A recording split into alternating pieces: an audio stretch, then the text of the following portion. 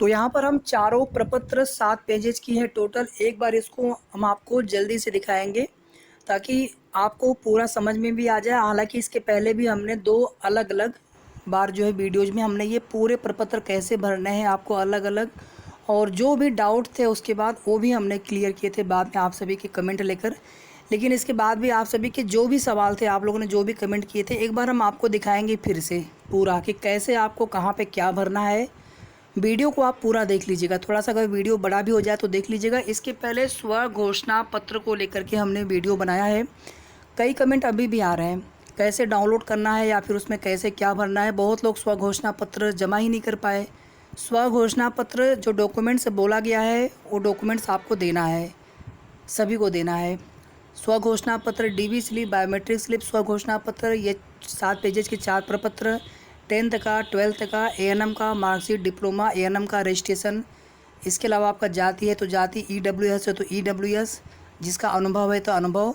इसके अलावा निवास अगर नहीं लेते हैं तो आपको परेशान नहीं होना है। जिसकी कुछ गलतियां हैं तो एफिडेविट आप दीजिए।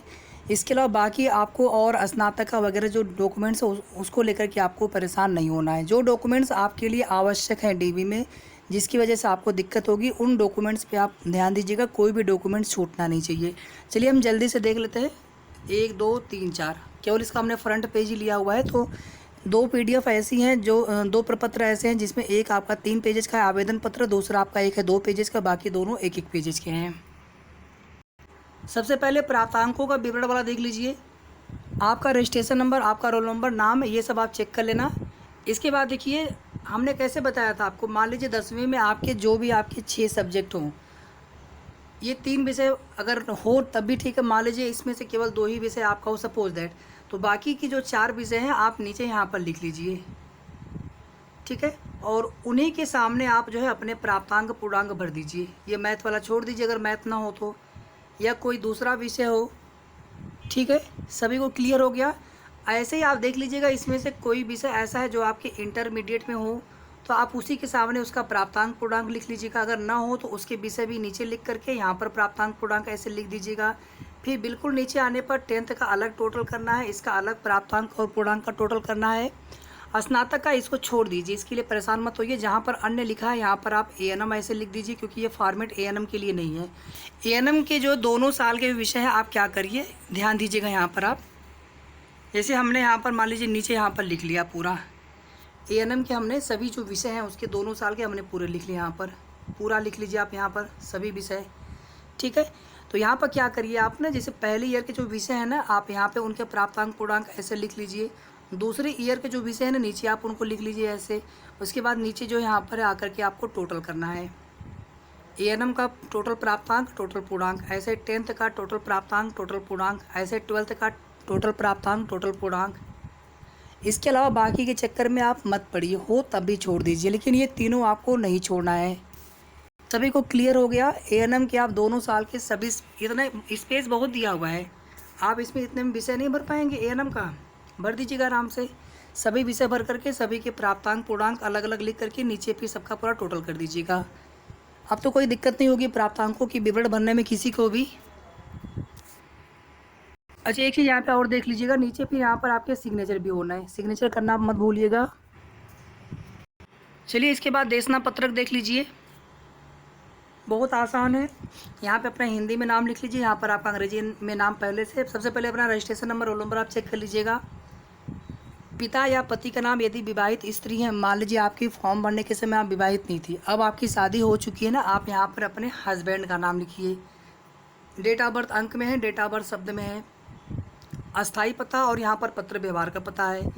दोनों में से किसी एक में आप अपने पिता का एड्रेस भर दीजिए, एक में आप अपने पति का एड्रेस भर दीजिए। फॉर्म में मान लीजिए आपने पिता का एड्रेस भरा हो तो उससे वेरीफाई हो जाएगा। अगर आपने पिता पति वाला एड्रेस भरा होगा उससे आपका वेरीफाई हो जाएगा। चूँकि आपको जाति प्रमाण पत्र, बहुत ध्यान से सुन लीजिए, भले ही आप फॉर्म भरने के समय भी शादीशुदा थी लेकिन आपको जाति प्रमाण पत्र पिता वाला देना पड़ रहा है, तो उस पर पिता का एड्रेस मान लीजिए पड़ा हो, तो आप एक काम करिएगा, दोनों में से किसी भी एक में आप पिता का एड्रेस डाल दीजिए। सब लोग यही करिएगा, जो विवाहित हैं, जो अविवाहित हैं उनकी मान लीजिए बात छोड़िए, आप एक ही एड्रेस दोनों में रिपीट कर सकती हैं। लेकिन जो विवाहित हैं आप एक में पिता का एड्रेस डाल दीजिए, एक में आप पति का एड्रेस डाल दीजिए। इससे क्या होगा कि दोनों एड्रेस आपके रहेंगे तो वेरीफाई हो जाएगा, आपको दिक्कत नहीं होगी। यहाँ पर आप अगर शादीशुदा हैं, चाहे शादी आपकी अभी 2 दिन पहले हुई हो, तब भी आपको पति का नाम डालना है, क्योंकि आप आज की डेट में ये फॉर्म भर रही हैं, तो आज की डेट में आपको सारी डिटेल सही भरने हैं। यहाँ पे आप लिख दीजिएगा महिला स्वास्थ्यकर्ता, जो एएनएम आपका पद का नाम लिख दीजिएगा। इसके बाद नीचे जो यहाँ पर है वर्ग जाति लिखना है आपको, जो आपकी वर्ग जाति हो, ओबीसी हो, जनरल हो, एससी एसटी, जो भी ईडब्ल्यूएस, यहाँ पर अपने आप उपजाति लिख दीजिएगा। शैक्षिक अथवा प्राविधिक योग्यताएँ लिख दीजिएगा। यहाँ पर आप क्या है आपकी शैक्षिक प्राविधिक योग्यताएँ, वही आपको वापस भरना है, 10th का, 12th का, एएनएम का। ठीक है, तो यहाँ पर आपका 10th हो गया, फिर 12th हो गया, यहाँ पर आप एएनएम का भर दीजिए। विषय जो परीक्षा लिए हों, साइंस हो, आर्ट हो, जो भी हो, एएनएम के सभी विषय आप डाल दीजिए। यहाँ पर थोड़ा सा छोटा छोटा लिख करके सभी विषय डाल दीजिए। उत्तीर्ण परीक्षा का अनुक्रमांक डाल दीजिए, आप वर्ष डाल दीजिए, किस वर्ष परीक्षा आपने उत्तीर्ण की, यहाँ पर आप श्रेणी डाल दीजिए। फिर यहाँ पर अगर आपने काम किया है तो उसकी डिटेल भरिए, नहीं किया तो छोड़ दीजिए। किस स्थिति से किस स्थिति तक काम किया, किस पद पर काम किया है, वेतन क्रम डाल दीजिएगा। ये सब जो आपको न समझ में आए या तो उसको छोड़ दीजिएगा, वहाँ जाके भर लीजिएगा, या फिर जो समझ में आपको आ जाए उसको भर लीजिएगा। बाकी आपको नीचे इसमें कुछ यहाँ पर भरना है ही नहीं। थोड़ा सा आप ना पहले एक एक पेज देख लीजिए, फिर उसके आगे वाला हम आपको पीडीएफ दिखा रहे हैं अभी। ठीक है, चलिए यहाँ पर देख लीजिए। जो ये आवेदन पत्र है ना, यहीं पर ऊपर आपको 2 फोटो अपना और दोनों के नीचे यहाँ पर सिग्नेचर किया हुआ रहना चाहिए पहले से। दोनों फोटो आप स्टेपल कर दीजिएगा। एक फ़ोटो आपका यहाँ पर लगेगा, इस पर भी नीचे आप सिग्नेचर कर दीजिएगा। सिग्नेचर आपका ऐसा हो कि पठनीय हो, और नीचे और उस पर डेट भी आपको लिखना है, तिथि सहित पठनीय हस्ताक्षर। तिथि सहित पठनीय हस्ताक्षर मतलब सिग्नेचर और साइन दोनों, सिग्नेचर और डेट दोनों। 2 फोटो आप यहाँ पर लगा दीजिएगा अपने से। बाकी वो फ़ोटो न लें कोई बात नहीं, सादा फ़ोटो भी वहाँ पर देना है, अगर लेते हैं ठीक है, 1 लिए 2 लिए दे दीजिएगा आप, लेकिन ये काम आप अपने से कर दीजिएगा। 2 फोटो सिग्नेचर और डेट के साथ, इस पर भी वही दोनों को स्टेपल कर दीजिएगा बिल्कुल ऊपर यहाँ पर, और यहाँ पर एक फ़ोटो लगा देंगे। ठीक है, बाकी ये सब चीज़ें आपको समझ में आ ही रहा होगा। जिस पद के लिए आप देना चाहते हैं, अभ्यर्थी का नाम हिंदी में, वही सब चीज़ें बिल्कुल आसान है। फिर से देखिए यहाँ पर अभ्यर्थी के पत्र व्यवहार का पता, तो पत्र व्यवहार का पता वर्तमान में अगर आप पति के घर है, अगर आप शादीशुदा हैं तो पति वाला डाल दीजिए, अगर आप पिता के घर हो शादीशुदा नहीं है तो पिता वाला डाल दीजिए। उसमें क्या आपको दिक्कत हो रही है, इसमें ऐसा कुछ है ही नहीं जिसमें आपको समस्या हो। ठीक है, इसके बाद अस्थायी निवासी, फिर से यहाँ पर देख लीजिए ध्यान से आपको जाति प्रमाण पत्र, जो भी विवाहित महिलाएं हैं आपको अपने पिता का देना है ना, विवाहित हो या फिर अविवाहित हो, आप सभी लोग इसमें अपने पिता वाला एड्रेस डाल दीजिए, और इसमें आपका हस्बैंड वाला एड्रेस डाल दीजिए। दोनों एड्रेस जिनसे भी वेरीफाई करना होगा दोनों से वेरीफाई हो जाएगा। ठीक है भैया, किसी को कोई दिक्कत इसमें? बाकी आपको थोड़ा भी डाउट लगे आप डीबी स्थल पर जाके भर लीजिएगा इसको, लेकिन गलत आपको नहीं भरना है, कोई चीज़ आपको छोड़ना नहीं है। फिर यहाँ पर ये आप लिख ही लेंगे, डेट ऑफ बर्थ कुछ ऐसा बताने वाला उसमें है नहीं। फिर अभ्यर्थी के पिता या पति का नाम, अगर आप शादीशुदा हैं तो अपने पति का नाम डालिए। पिता या पति का जन्मस्थान तो पति का जन्मस्थान डाल दीजिए आप, जिले का नाम, प्रदेश का नाम। ठीक है, अभ्यर्थी के पिता या पति का नाम यदि मृत हो तो अंतिम पता। क्या पिता या पति ने कभी राष्ट्रीयता बदली है तो यहाँ पर नहीं लिख दीजिए, यहाँ पर नहीं बदली मतलब यहाँ पर नहीं हो गया। क्या अभ्यर्थी अथवा अभ्यर्थी के पिता या पति जन्म तथा अधिवासी भारतीय नागरिक हैं, यदि नहीं तो पूरा विवरण दें, तो लिख दीजिएगा आप ये हैं। इसी तरह नीचे भी यहाँ पर देखेंगे एक बार फिर से, यहाँ पर किसी प्रकार का आरक्षण चाहते हैं तो यहाँ पे आप हाँ कर दीजिएगा, यहाँ पे आप सामने हाँ लिख दीजिएगा, अपनी जाति और उपजाति लिख दीजिए। क्या अभ्यर्थी विज्ञापन में उल्लिखित विभिन्न वर्ग जाति की आयु सीमाओं में छूट का लाभ चाहते हैं, यदि हाँ तो जाति वर्ग का पूरा विवरण दें, आप हाँ कर दीजिएगा।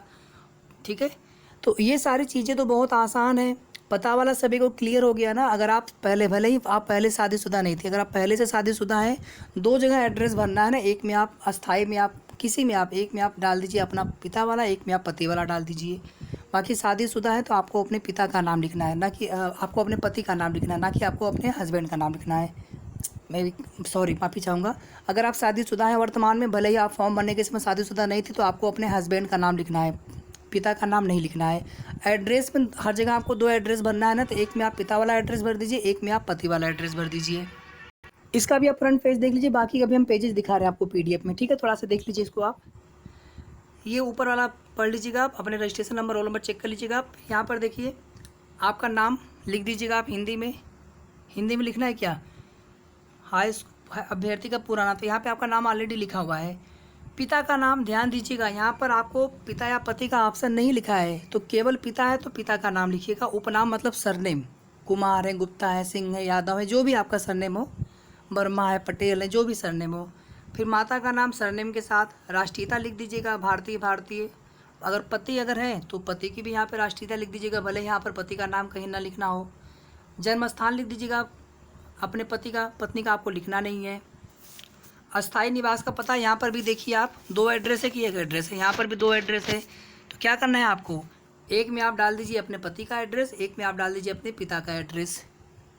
जो विवाहित महिलाएं हैं, क्योंकि आपको अपना जाति प्रमाण पत्र जो आप जमा करेंगी उस पे मान लीजिए आपके पिता का एड्रेस पड़ा हो और आपने प्रपत्र में कहीं पर पिता का एड्रेस भरा ही नहीं, तो वेरीफाई थोड़ा सा करने में हो सकता है दिक्कत हो, तो आप अपने पिता का एड्रेस भर दीजिएगा। किसी एक में अस्थायी और जो पत्र व्यवहार है, और एक में आप अपने हस्बैंड वाला एड्रेस भर दीजिएगा। पाकिस्तान वाले कोई हो, मतलब माफ़ी चाहूँगा जो पाकिस्तान से माइग्रेटेड हो, थोड़ा सा हमारे बोलने में गलती हो गई, माफ़ी चाहेंगे उसके लिए। यहाँ पर देखिए अंक में लिखा है, शब्द में लिख लीजिएगा डेट ऑफ बर्थ। फिर यहाँ पर क्या है, शैक्षिक योग्यताएं, आपको अपना 10वीं से लिखना है, 10th का हो गया, 12th का हो गया, यहाँ पर आप A&M का लिख दीजिएगा, ठीक है। प्रवेश का दिनांक, ये सब चीज़ें आप लिख दीजिएगा, इसमें कोई दिक्कत नहीं है, बस आपको यही तीनों लिखना है, तीनों आप इसको आप मत छोड़िएगा, इसमें से कोई भी, ये तीनों आपको जरूर लिखना है। चलिए बाकी के पेजेस देख लेते हैं। तो अटेस्टेशन वाला यहाँ तक हो गया था, उसका दूसरा वाला पेज यहाँ पर देख लीजिए। अब अगर आप काम किए हो तो उस काम का पूरा डिटेल भर दीजिएगा, ठीक है। बाकी अगर इसमें कुछ ऐसा अगर हो तो आप लिखिए, अगर नहीं है तो आप नहीं कर दीजिएगा। नीचे भी वही सेम चीज़ है, अगर है तो हाँ, अगर पूरा उसका विचार, उसका आप पूरा विवरण दीजिए, अगर नहीं है तो आप नहीं लिख दीजिएगा। फिर नीचे आपका स्थान दिनांक, स्थान आपका जो जिला हो, अस्थायी पता हो, या फिर आप पति के घर मान लीजिए तो पति के जिले जहाँ आप रहते हो आप उस अपने ज़िले का नाम लिख दीजिएगा, और डेट आप जिस दिन फॉर्म भर दी है, ठीक है। पहले आप शादीशुदा नहीं थी, अभी हैं तो भी आपको हस्बैंड का नाम लिखना है, पहले आप शादीशुदा थी तभी भी आपको हस्बैंड का नाम लिखना है। जहाँ पर हमने आपको एक जगह दिखाया ना, वहाँ पे केवल पिता लिखा था, पति वाला ऑप्शन नहीं था, तो आपको पिता का ही नाम लिखना है। जहाँ पर पिता या पति दोनों लिखा होगा तो विवाहित महिलाएं केवल अपने हस्बैंड का नाम लिखें। एड्रेस में 2 जगह 2 एड्रेस हर जगह भरना है, तो एक में आप पति वाला एड्रेस भर दीजिए, एक में आप पिता वाला एड्रेस भर दीजिए। सिग्नेचर, पूरा नाम पूरा पता, ये हो गया। आवेदन पत्र वाला भी हमने 1 पेज करा दिया था, भरा बता दिया था, बाकी 2 पेज देख लीजिए। 2 पेज कैसे क्या भरना है, ये आवेदन नहीं, कौन सा खुल गया ये, 1 मिनट रुकिए, हाँ यहाँ पर देख लीजिए, ये दूसरा पेज है। क्या अभ्यर्थी विवाहित है, हाँ तो हाँ, नहीं तो नहीं। अगर विवाहित हैं तो आपकी 1 से अधिक जीवित पत्नियाँ नहीं हैं, मतलब पति नहीं है, और आपके पति की 1 से अधिक जीवित पत्नियाँ नहीं हैं, तो आप लिख दीजिएगा नहीं है। हाई स्कूल इंटरमीडिएट, ये 2 भर दीजिएगा। विषय, श्रेणी, वर्ष, प्राप्तांक, प्रतिशत, प्रदत्त प्रमाण पत्र संख्या, सर्टिफिकेट नंबर भर दीजिएगा। और यहाँ पर हो गया जो आपको मिला हो, फर्स्ट डिवीज़न, सेकंड डिवीज़न, जो भी मिला हो।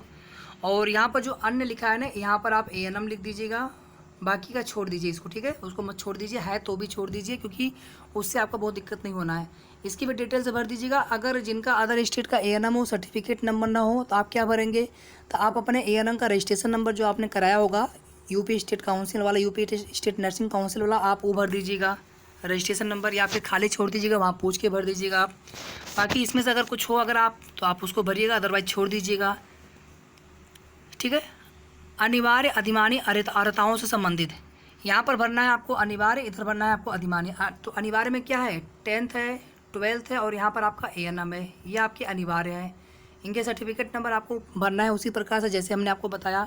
अधिमानी में NCC, प्रादेशिक स्पोर्ट्स 3 है, अगर तीनों में से कोई अगर आपके पास हो या तीनों हो तो तीनों भर दीजिए आप। क्लियर है सभी को यहाँ तक।